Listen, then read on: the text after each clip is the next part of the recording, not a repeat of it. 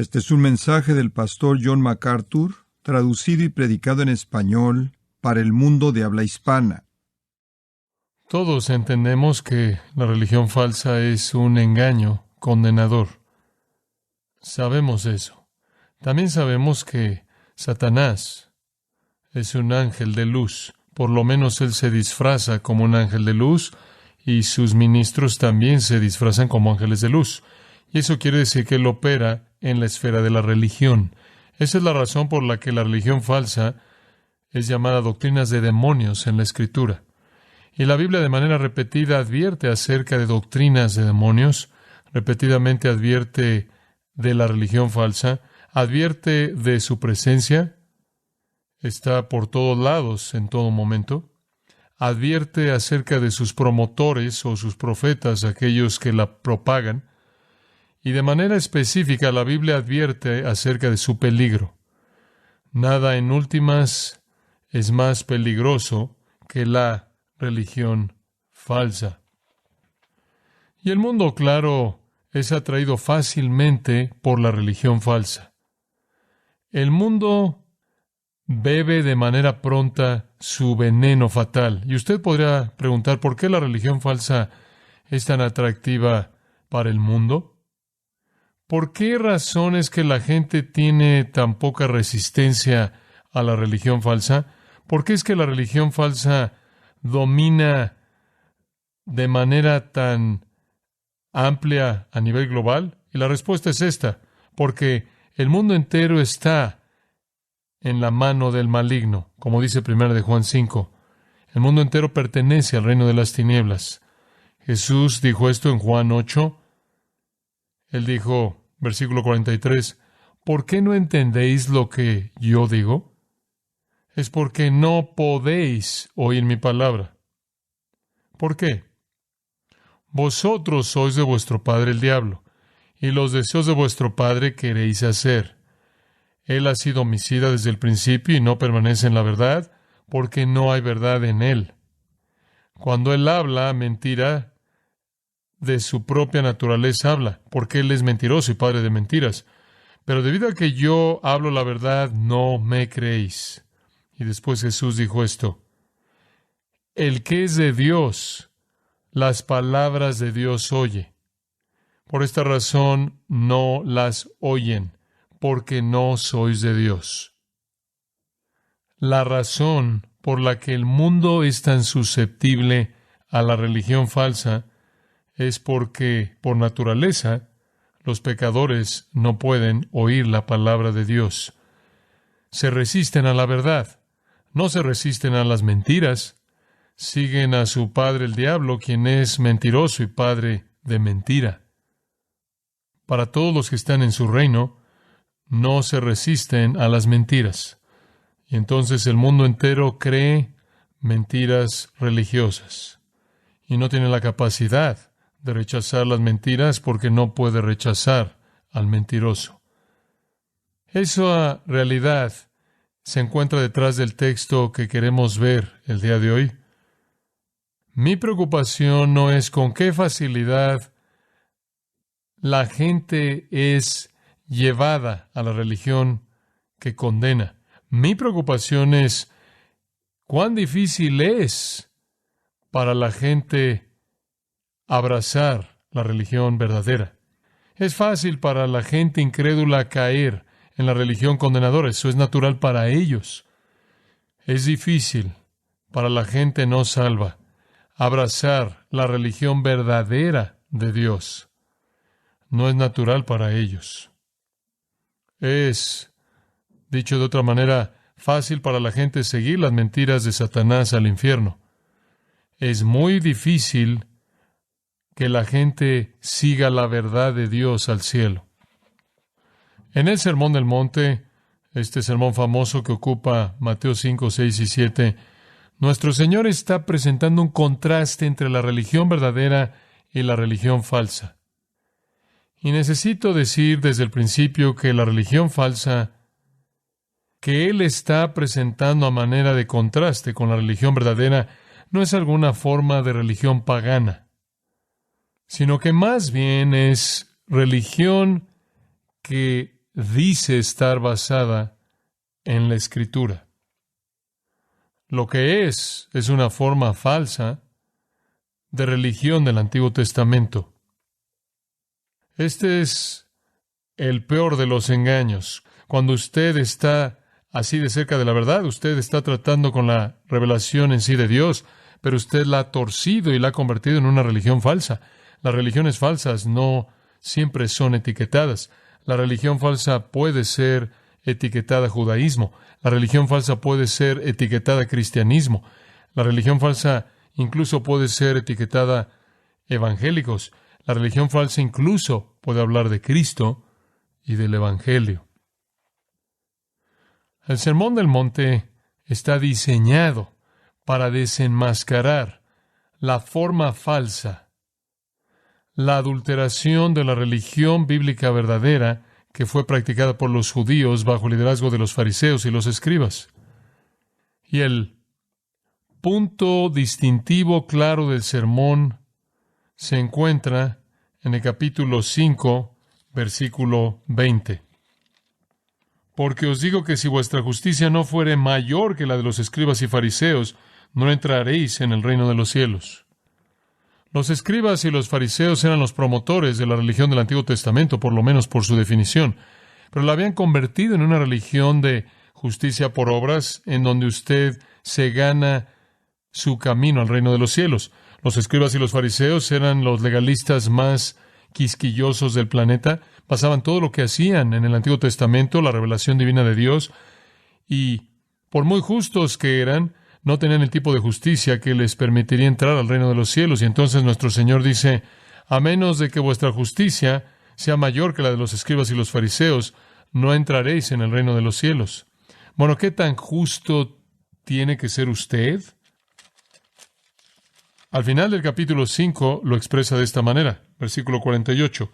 Sed pues vosotros perfectos, como vuestro Padre que está en los cielos es perfecto. ¿Quiere usted entrar al reino del cielo por las obras? Entonces sea perfecto. ¿Qué tan perfecto? Tan perfecto como Dios es. Para ganarse su entrada al cielo, usted tiene que ser tan perfecto como Dios. La religión falsa del judaísmo consistía en que usted se podía ganar su entrada al cielo mediante su justicia, mediante sus obras, mediante sus actividades religiosas. El sermón está diseñado para mostrar la insensatez de eso. Y Jesús de manera sistemática ataca todos los aspectos de ese judaísmo falso y desmantela todos ellos y los aplasta bajo el peso de lo corto que ellos quedaban. Y esencialmente les dice, en lugar de estar orgullosos por sus méritos religiosos, necesitan verse a sí mismos como pobres en espíritu. Necesitan llorar, necesitan ser mansos y humildes, necesitan tener hambre y sed de una justicia que no tienen, necesitan ser misericordiosos, necesitan ser puros de corazón, necesitan ser pacificadores. Esas son todas las bienaventuranzas. En lugar de ser orgullosos y pensar que han alcanzado el estándar que Dios demanda para entrar en su reino, necesitan estar quebrantados y aplastados bajo la realidad de que no entrarán en su reino mediante sus obras a menos de que sean tan perfectos como Dios es, y eso no es verdad de nadie. Entonces, realmente, desde el capítulo 5, versículo 1, hasta el capítulo 7, versículo 12, nuestro Señor presenta un contraste entre la religión falsa de los judíos con la religión verdadera, la religión de las obras en contra de aquella de la fe. Después Él llega a una advertencia final. En el capítulo 7, versículo 13, este es el final de este gran sermón. Y Él comienza al decir esto. Versículo 13, entrad por la puerta estrecha, porque ancha es la puerta y espacioso el camino que lleva a la perdición, y muchos son los que entran por ella. Porque estrecha es la puerta y angosto el camino que lleva a la vida, y pocos son los que la hallan. Aquí Él señala que es difícil para los pecadores salir de las mentiras de la religión falsa. Es difícil para aquellos que han sido engañados, cuyas mentes han sido cegadas por Satanás, venir a la verdad. Es difícil. ¿Por qué? Bueno, puede ver lo que acabamos de leer. Pocos son los que la hallan. No es visible de manera inmediata. Es difícil de encontrar y no solo eso. La puerta es pequeña, es difícil de entrar y no solo eso, sino que cuando usted entra, el camino en sí es difícil. Es difícil de encontrar, es difícil entrar y es difícil seguir. Entonces, pocos son los que la encuentran, pocos entran, pocos caminan por ese camino angosto. Son mantenidos afuera por su propio pecado, son mantenidos afuera por su propia ceguera y son ayudados y apoyados en eso por falsos profetas que inmediatamente son presentados en el versículo 15. Son los que están vendiendo boletos en el camino espacioso que lleva a la perdición. Falsos profetas que vienen a vosotros con vestidos de ovejas, vienen a ustedes vestidos en lana como profeta, se presentan a sí mismos como profetas verdaderos, pero por dentro son lobos rapaces. Véanlos de cerca, por sus frutos los conocerán. Él lo vuelve a decir en el versículo 20, por sus frutos los conoceréis, vean sus vidas. Los falsos profetas deben ser fácilmente desenmascarados. Vean la corrupción de sus vidas. Ahora únicamente quiero recordarle de nuevo que esta no es una comparación entre el judaísmo y el islam. O adelantándolo al resto del Nuevo Testamento, esto no es nosotros comparando el cristianismo con el hinduismo. Esto es ver la religión falsa comparada con la religión verdadera cuando ambas dicen ser bíblicas. Entonces usted puede estar cerca de la religión verdadera del judaísmo, cerca de la religión verdadera del cristianismo, y estar en el camino espacioso que lleva a la perdición. Ahora, habiendo dicho eso, llegamos al versículo 21, y es donde quiero que concentremos nuestra atención. Nuestro Señor advierte, comenzando en el versículo 21, de dos posibilidades inaceptables. Número 1, mera profesión verbal. Simplemente palabras. Versículos 21 al 23. Y en segundo lugar, versículos 24 al 27, mero conocimiento intelectual. Y él muestra que la profesión verbal, incluso con respecto a la verdad, y el conocimiento intelectual, incluso en relación con la verdad, no necesariamente salvan. De hecho, en este caso, él señala que las palabras vacías y los corazones vacíos no salvan.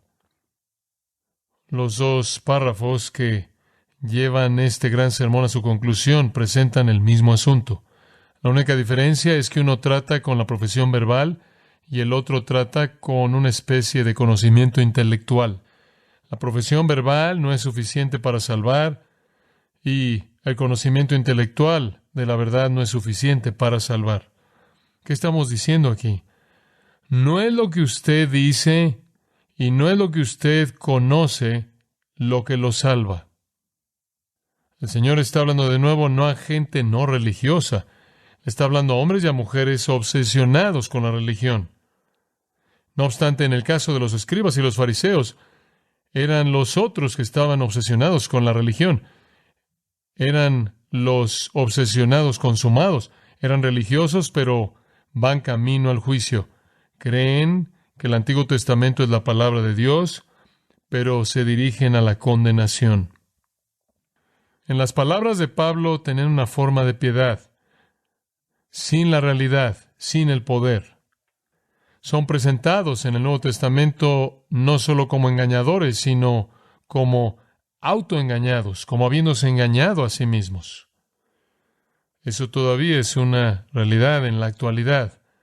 La gente como los fariseos y los escribas conectados con la religión correcta, conectados con alguna forma de cristianismo, pero totalmente carentes de la justicia verdadera de Dios que viene mediante Cristo.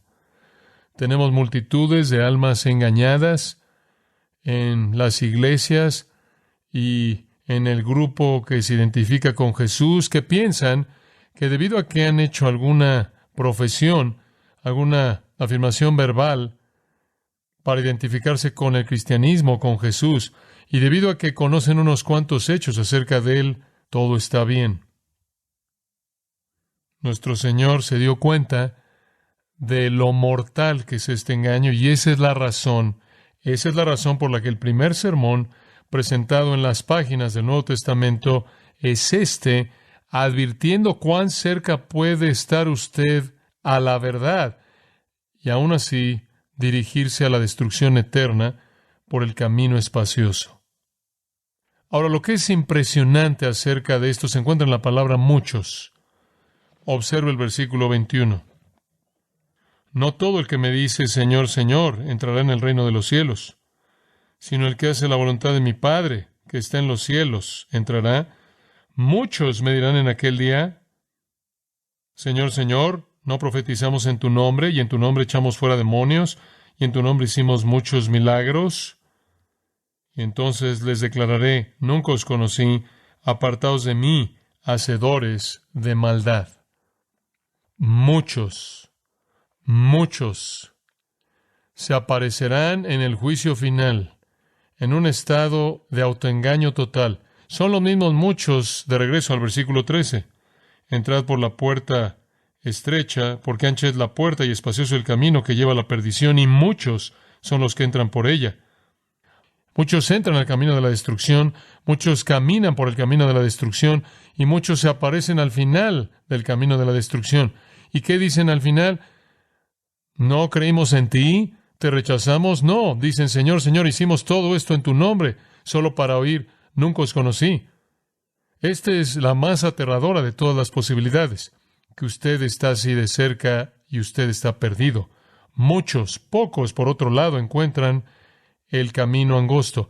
Podemos concluir simplemente a partir del uso del Señor de esas palabras que la mayoría de la gente que tienen algún apego, alguna identificación al cristianismo están engañados, debido a que muchos afirmarán a Cristo, pero no serán conocidos por Dios, y pocos, de hecho, encontrarán el camino estrecho.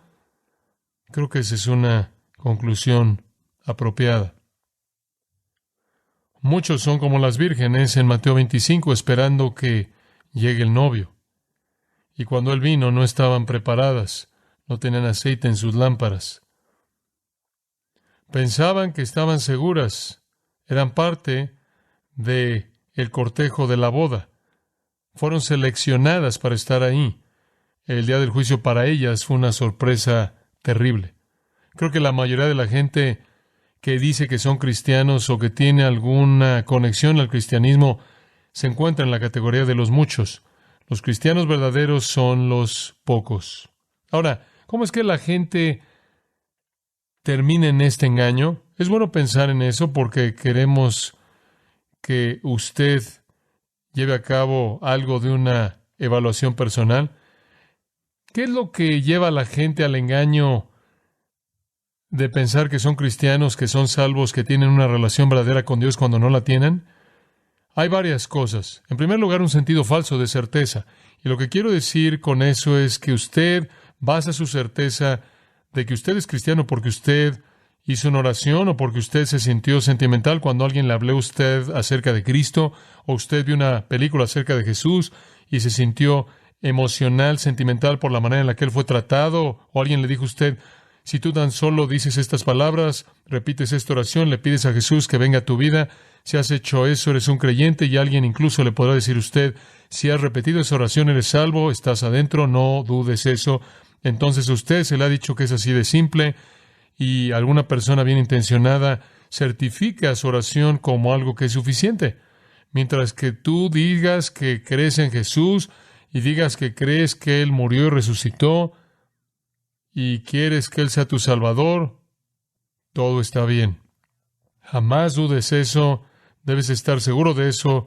Repetiste la oración, tomaste la acción, eso es lo único que es necesario. Es requerido eso, requiere que usted crea el Evangelio, requiere que usted crea en el Dios verdadero, Cristo, su muerte y resurrección. Requiere eso, pero la salvación no se basa en una fórmula, no está basada en una oración, incluso ni siquiera está basada en un credo, no está ni siquiera basado en una teología precisa. Usted puede decir todas las cosas correctas y estar perdido para siempre. Cuidado con una certeza falsa. En segundo lugar, la gente es llevada a este sentido falso de seguridad mediante una ausencia de evaluación personal. Una ausencia de evaluación personal. El Señor nos dio una ordenanza en la iglesia y esa es su mesa, la cena del Señor. Y el apóstol Pablo nos dice que cuando nos congregamos como iglesia y venimos a esa mesa, debemos examinarnos a nosotros mismos. No es tan solo un memorial, no es tan solo un recordatorio, no es tan solo recordar la muerte de Cristo, el cuerpo y la sangre de Cristo, es eso. Pero también es ver hacia adentro a nuestros propios corazones y realizar una evaluación honesta de nuestra condición. No hacer eso es comer y beber de una manera indigna. Y eso trae juicio divino. En 2 Corintios 13:5, Pablo dice, examinaos a vosotros mismos si estáis en la fe. 1 Corintios 11, él dice, examínese un hombre y después coma y beba. En 1 Corintios 11, él dice, que se examine a sí mismo y entonces coma y beba. No pensamos en la evaluación personal así, tendemos a estar tan orientados a la gracia, tendemos a que se nos diga que Dios nos ama tanto y el Evangelio es tan gratuito y la gracia es tan abundante que lo único que tenemos que hacer es simplemente estirar la mano y decir que queremos esto y es nuestro, y una vez que hemos hecho eso, tenemos el sentido falso de certeza. ¿Por qué nos vamos a volver introspectivos? ¿Por qué debemos realizar una evaluación de nuestro corazón en términos personales? Eso podría ser ofensivo para Dios, algunos dirían, porque cuestiona su gracia. Bueno, conforme usted se examina a sí mismo, usted está buscando esto. ¿Cuáles son mis deseos? ¿Qué es lo que me gusta?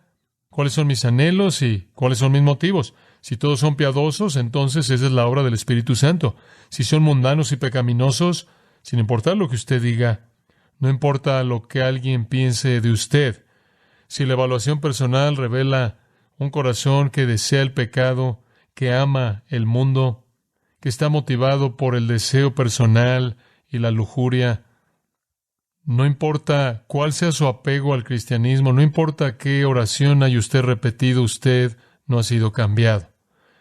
Otra cosa que lleva a la gente a esto es una fijación en la actividad religiosa. Quizás usted va a la iglesia, quizás usted va a un estudio bíblico, quizás incluso usted tiene pláticas acerca de las cosas de la Escritura, quizás usted se apega a cierto estándar ético que está asociado con la religión cristiana.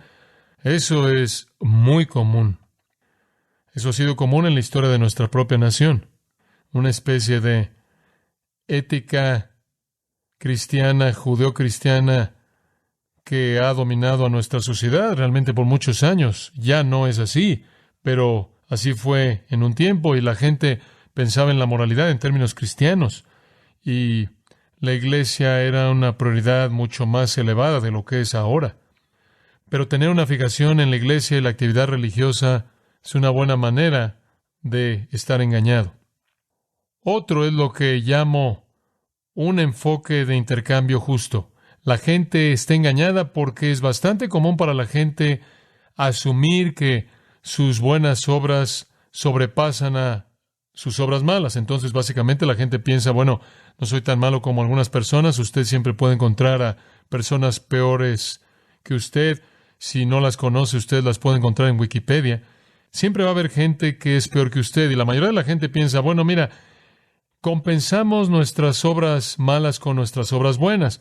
Y debido a que usted sabe, probablemente no estamos haciendo cosas malas con tanta frecuencia como estamos haciendo cosas buenas, vamos a estar bien porque nuestros puntos positivos compensan y son mayores que los puntos negativos. Dios nunca juzga a nadie así. Por cierto, solo se necesitaría un punto negativo para enviarlo usted al infierno para siempre, porque ese pecado es suficiente para condenarlo eternamente. La gente es llevada a este sentido de compensar lo bueno y lo malo en sus vidas. Otra cosa que creo que lleva a la gente este engaño es pensar que son creyentes cuando no lo son. y es la indiferencia a la Escritura. La indiferencia a la Escritura. Realmente no les importa leer la Escritura. No están interesados en particular en oír la Escritura. No están interesados en particular en aprender la palabra de Dios. No tienen un apetito por la verdad divina. Podrían tener una Biblia, pero realmente no la leen. No necesitan leerla. No se ven atraídos a ella. No es su pan, no es el alimento de su alma. Y debido a que hay indiferencia a la Escritura, hay ignorancia acerca de la Escritura y hay una desobediencia como resultado de esto a la Escritura.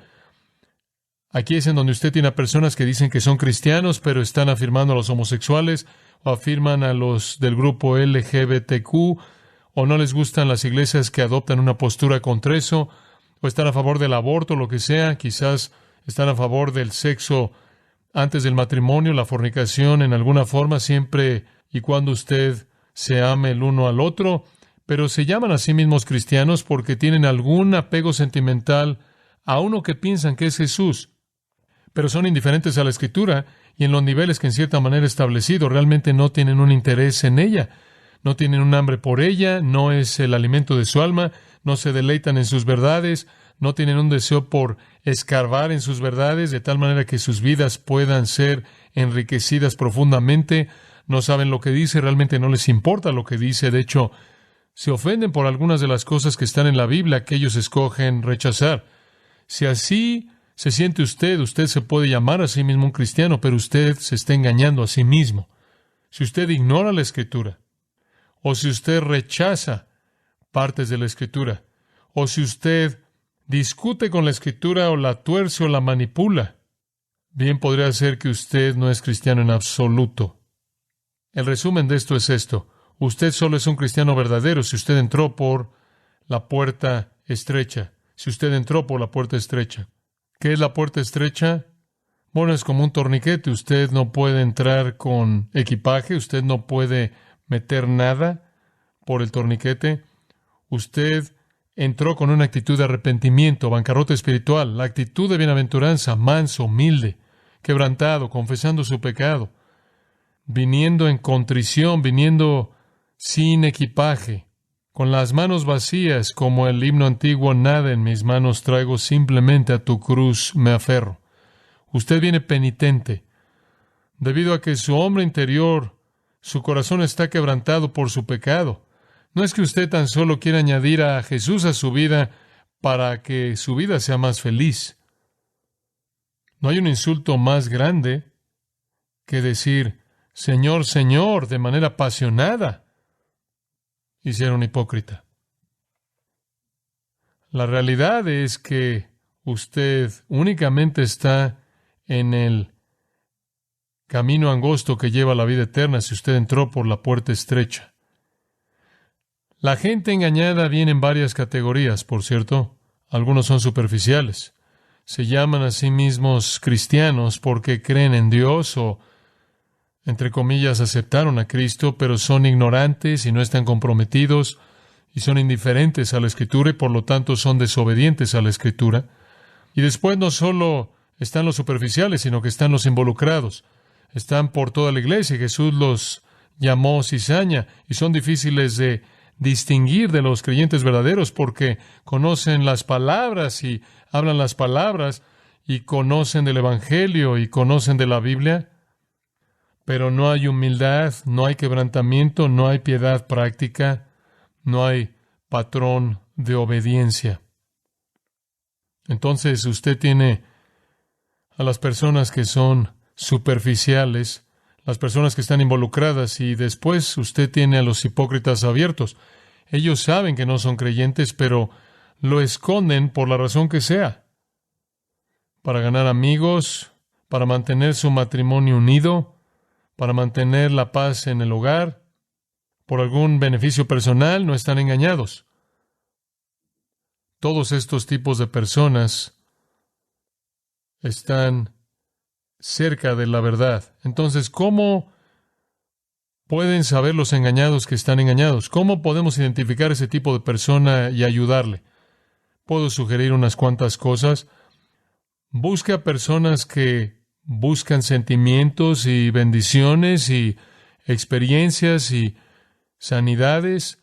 Personas que están más interesadas en los resultados, de la fe que en el autor y consumador de la fe, Cristo, que están más interesadas en las dádivas que en el que da. Busca personas que están más comprometidas con una denominación, cierta iglesia, cierto grupo religioso, cierta congregación, quizás más sociales que espirituales. Busca personas que están involucradas en la teología, únicamente una especie de nivel académico. Los seminarios están llenos de este tipo de cristianos falsos, que ven la teología como algún tipo de interés académico, pero no tienen una relación real con el Señor. ¿Cómo puede usted identificar a aquellos a quienes necesita ayudar? Busca a aquellos que quieren satisfacerse de manera excesiva en el nombre de la gracia, aquellos que se exceden de manera excesiva en satisfacer sus deseos en el nombre de la gracia. Y también aquellos que carecen de penitencia, carecen de ese quebrantamiento, de esa humildad. Y después busque a aquellos que ven la función de Dios como alguien que debe darles lo que ellos quieran. Usted ve a Dios como el que cumple sus deseos, en lugar de que ellos sean los que deben postrarse ante los deseos de Dios, los cuales al final son los mejores. Todos estos tipos de personas pueden estar engañados y probablemente están en el camino a la destrucción, pero piensan que van al cielo. Entonces nuestro Señor se dirige a la insensatez de las palabras vacías. Veamos el versículo 21. No todo el que me dice Señor, Señor entrará en el reino de los cielos, sino el que hace la voluntad de mi Padre que está en los cielos. Muchos me dirán en aquel día, Señor, Señor, ¿no profetizamos o predicamos en tu nombre, y en tu nombre echamos fuera demonios, y en tu nombre hicimos muchos milagros? Y entonces les declararé, nunca os conocí, apartaos de mí, hacedores de maldad. Aquí está la insensatez de las palabras vacías. Estos son los que dicen, pero no los que hacen. Sus afirmaciones son engañosas. Dicen las cosas correctas, no viven las cosas correctas. Jesús es explícito incluso acerca de las afirmaciones. Me dice, versículo 21. Él lo vuelve a decir en el versículo 22. Muchos me dirán en aquel día. Todos sus esfuerzos religiosos están dirigidos a Él, pero su destino final no estará basado en lo que ellos dicen. Lo que ellos dicen ahora o lo que ellos dicen en aquel día, versículo 22. Su destino final no estará basado en lo que ellos dicen. Por bueno que se oiga, y obsérvelo, Señor, curios. La primera vez es respetuoso. Maestro, amo. Podríamos decir que la segunda vez, Señor, es ahora ortodoxo, fundamental, un título divino. Y decirlo 2 veces, Señor, Señor, es apasionado y celoso y refleja algún sentido de devoción, incluso algo de pasión. Y 3 veces en el versículo 22 dicen, en tu nombre, en tu nombre, en tu nombre. La actividad entera de estas personas ha estado dirigida al Señor Jesucristo. En tu nombre. Se oye tan bien. En el nombre de Cristo vinieron, profesando a Jesús como Señor, con cortesía, con ortodoxia, con pasión en devoción privada y ministerio público. Se oía tan bien. Pero, versículo 23, hicieron una confesión. Permítanme hacer una homologueo, confesión. Permítanme hacer una confesión tomada del Salmo 6:8. Mi confesión es esta: nunca os conocí. Apartaos de mí, hacedores de maldad. Literalmente ustedes, los que siempre están haciendo maldad. El anticristo es el hombre de maldad. Hay más conectados con el anticristo que con el Cristo verdadero. La profesión no tiene valor. Esto es un tipo de profanación. Tomar el nombre del Señor en vano, Señor, Señor, es peor que el que maldice en la calle. La blasfemia del santuario es más terrible que la blasfemia del callejón. Es un beso de Judas decir Señor, Señor. Y después vivir en maldad. Muchos llamarán a Jesús Señor, Señor, y nunca se someterán a su señorío. Nunca. Como el versículo 21 lo dice, hace la voluntad de mi Padre que está en los cielos. La gente en el reino hace su voluntad. Efesios capítulo 2 dice que por gracia sois salvos por medio de la fe para buenas obras, las cuales Dios ha ordenado de antemano para que andemos en ellas. Escuche Santiago capítulo 1, versículo 22. Pero sed hacedores de la palabra y no meramente oidores que se engañan a sí mismos. Autoengañados. Oidores dicen no hacedores. La única manera posible de manifestar el cristianismo verdadero es practicar la ley de Dios. Buenas obras. Santiago lo dice de esta manera en el capítulo 12, versículo 14, la fe sin obras es muerta. Toda la actividad religiosa, sin importar cuán apasionada, sin importar cuán ortodoxa, que no resulte de la obediencia al señorío de Cristo, es maldad. Él dice, su predicación, su echar fuera demonios, sus supuestos milagros, todo es maldad.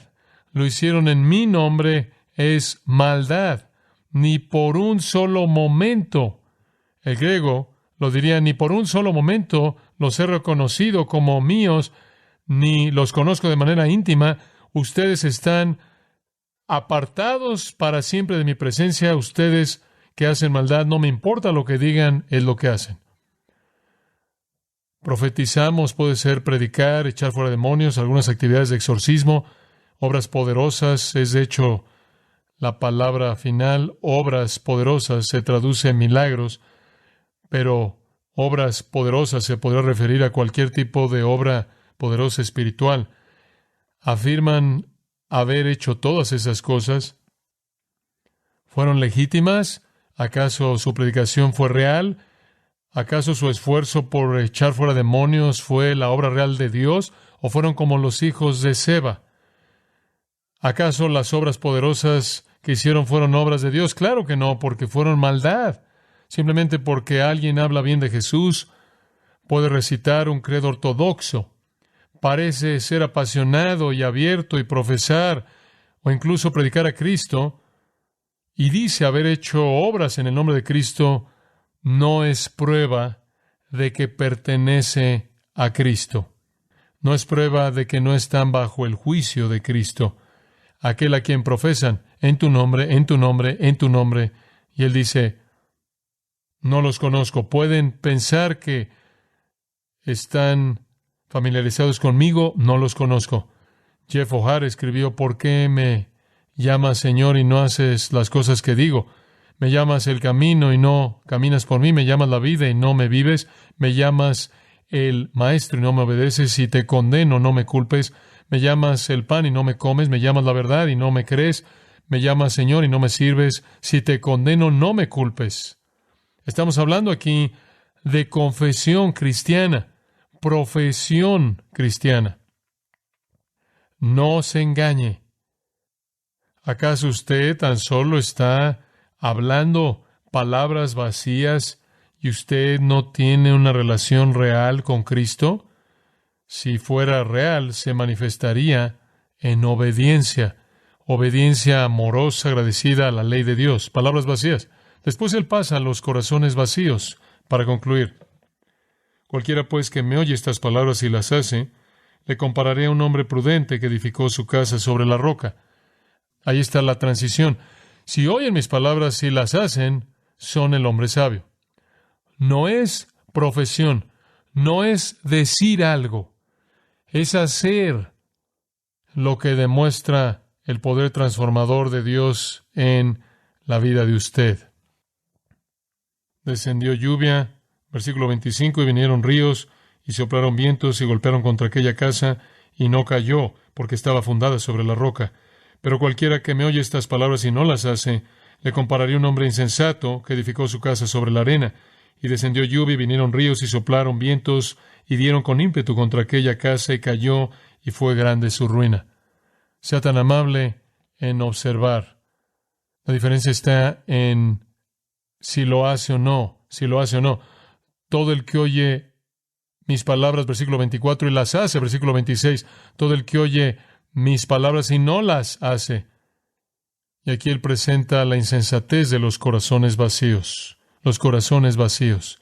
De nuevo, esta es una conclusión tan poderosa de su sermón. Ambos oyen sus palabras. Observa el versículo 24.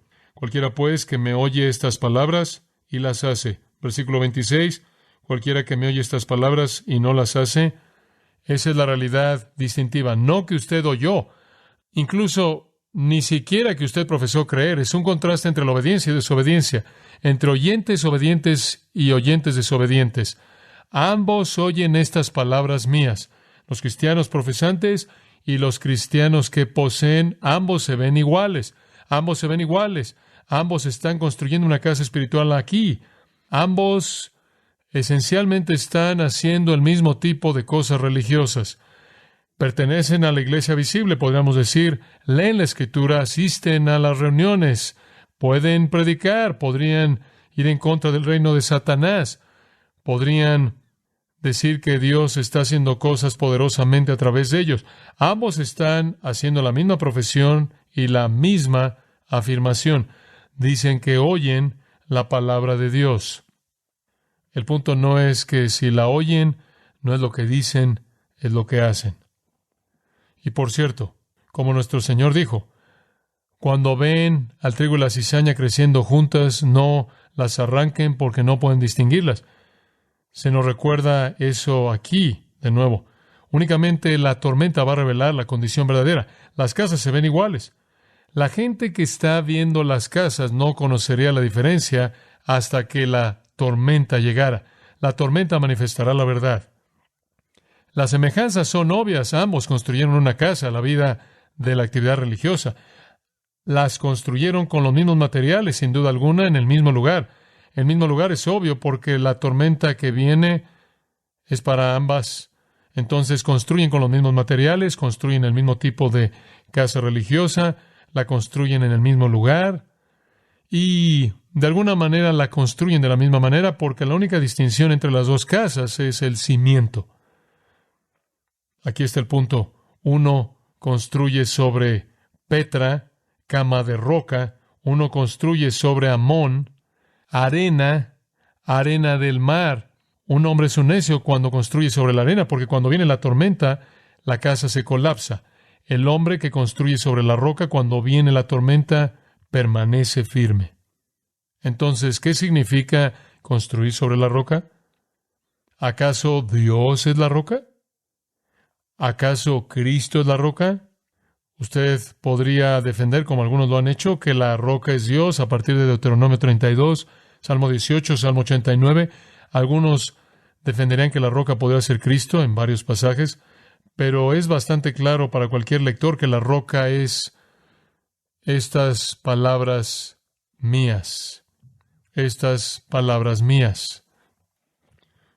Versículo 26, pero cualquiera que me oye estas palabras y no las hace, le compararé a un hombre insensato que edificó su casa sobre la arena.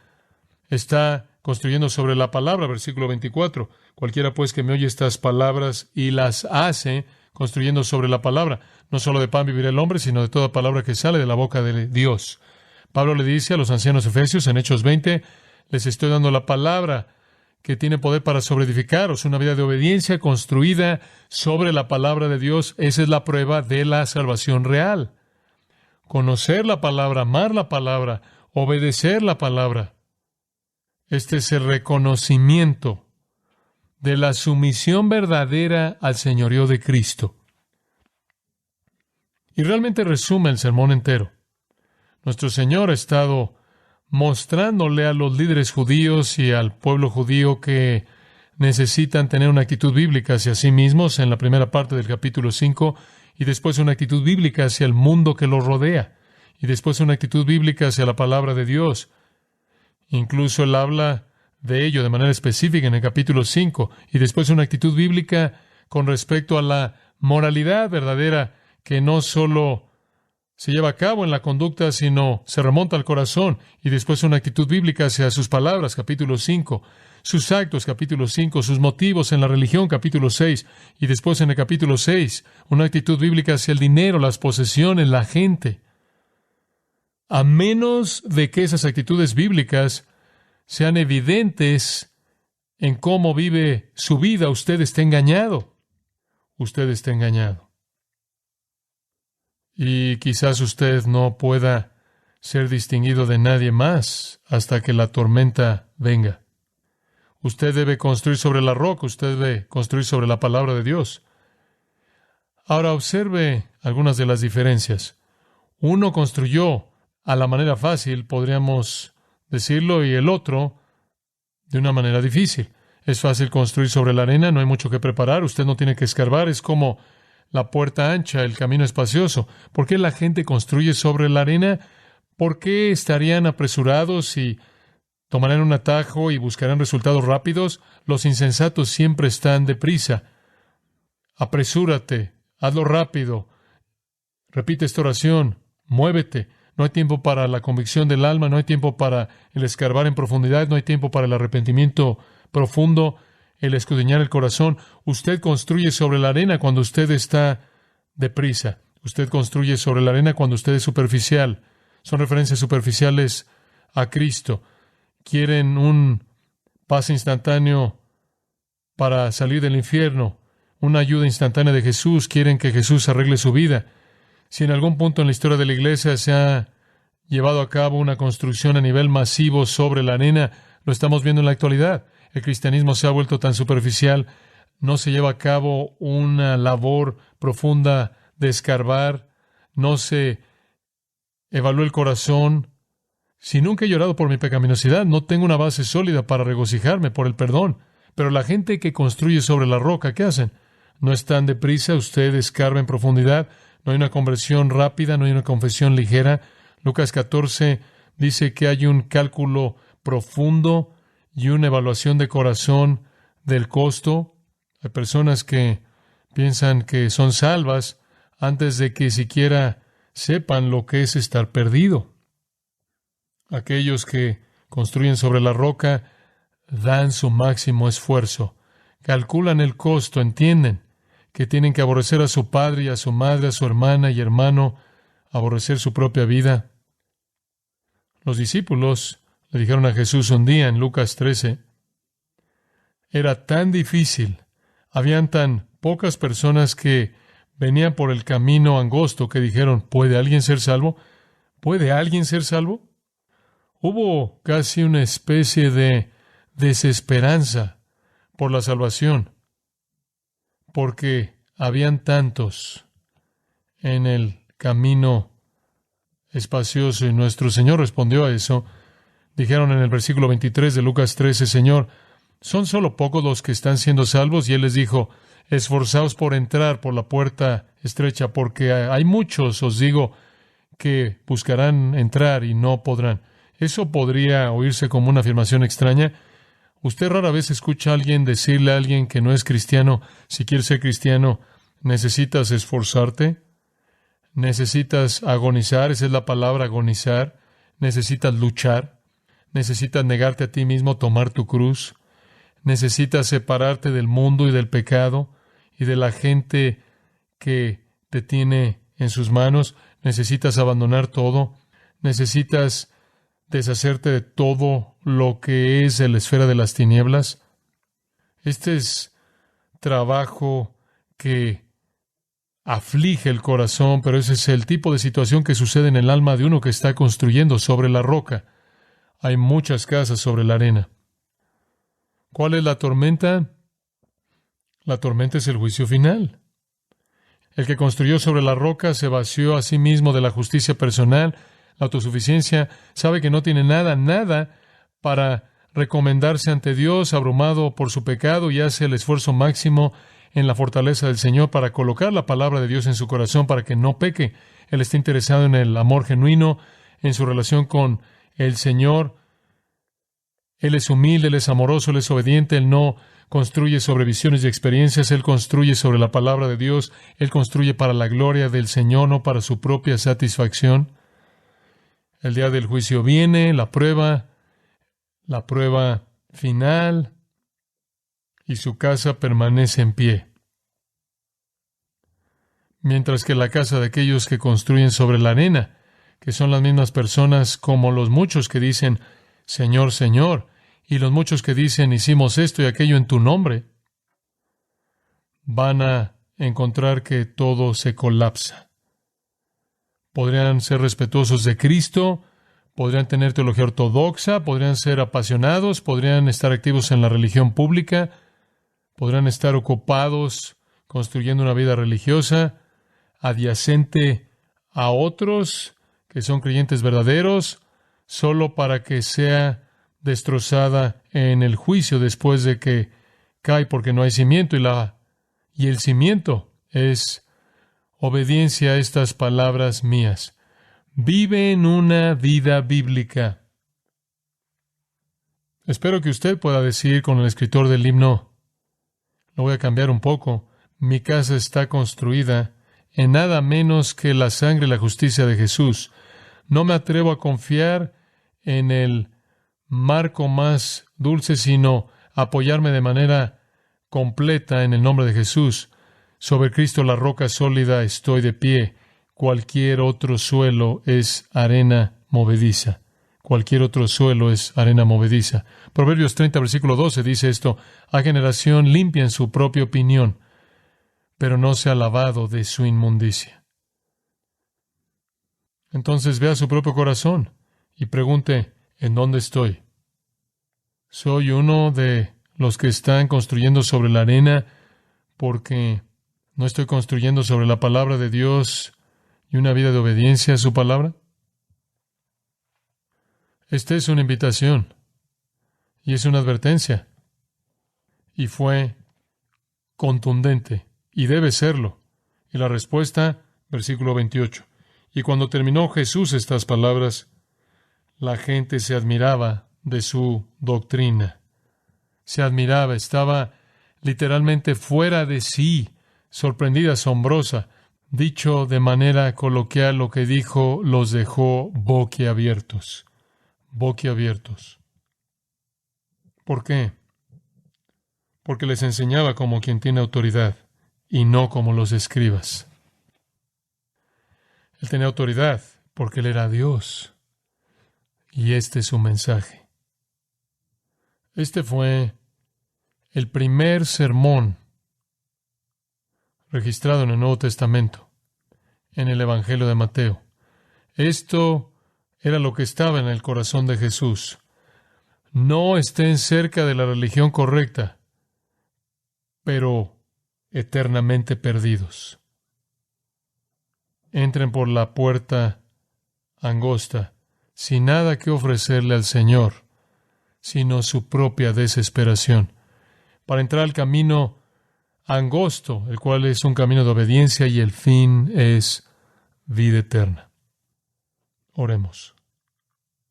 Padre, la palabra es viva y eficaz y más cortante que toda espada de dos filos, y penetra y corta. Gracias por decirnos la verdad. Gracias por el amor que ama lo suficiente como advertir.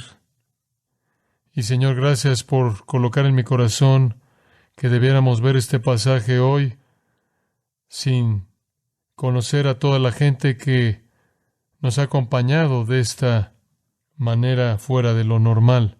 Pero tú conoces los corazones, que haya evaluación personal genuina, evaluación de corazón, y que toda persona vea la verdad. Señor, eso solo puede suceder si tú iluminas sus corazones para tu gloria por causa de tu propio nombre. Brilla la luz de la gloria del Evangelio en los corazones de aquellos que están engañados, para que se puedan volver no solo aquellos que dicen, sino aquellos que hacen. Aquellos cuyas vidas están construidas sobre la obediencia a tu palabra, motivados por amor hacia ti. Esa sería nuestra oración. Te damos toda la alabanza. Amén.